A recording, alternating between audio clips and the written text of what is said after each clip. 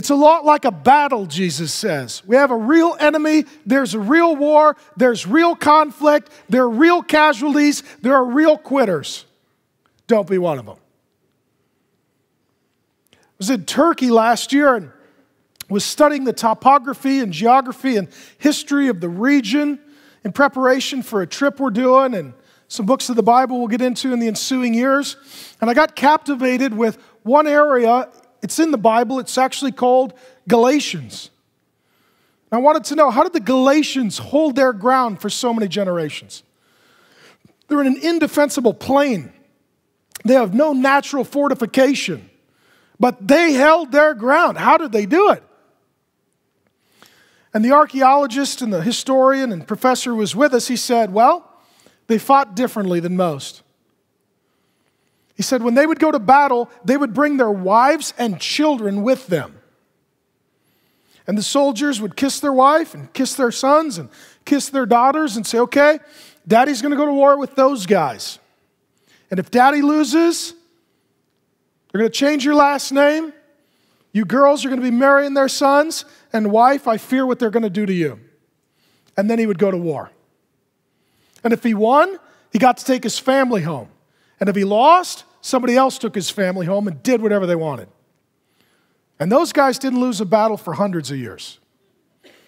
Because you fight differently when you fight for someone you love and a kingdom you belong to. You just fight differently.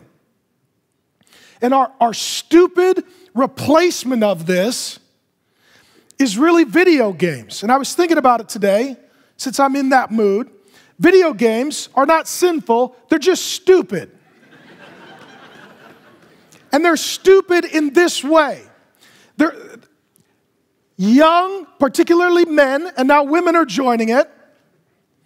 They want to get on a team, be part of a kingdom, conquer a foe, and win a great epic battle.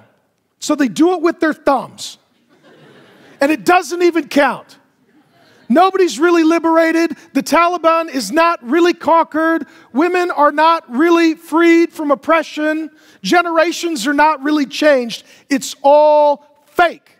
It doesn't count. You want to do something? Get off the couch, unplug the electronics, give your life to Jesus, find some other guys, and do something that actually matters. Leave a legacy for women, children, generations, not just the highest score on some stupid game.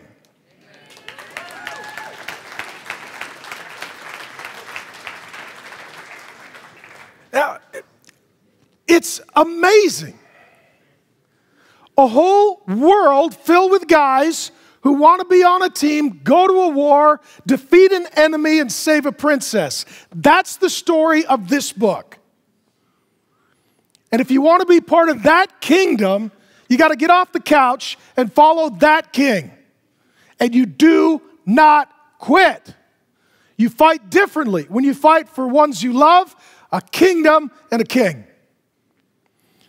Some great battle leaders, they would historically have their men row to the shore of a place they wanted to investigate and conquer, and then the good generals would light the boats on fire. There's two options, men: forward or death.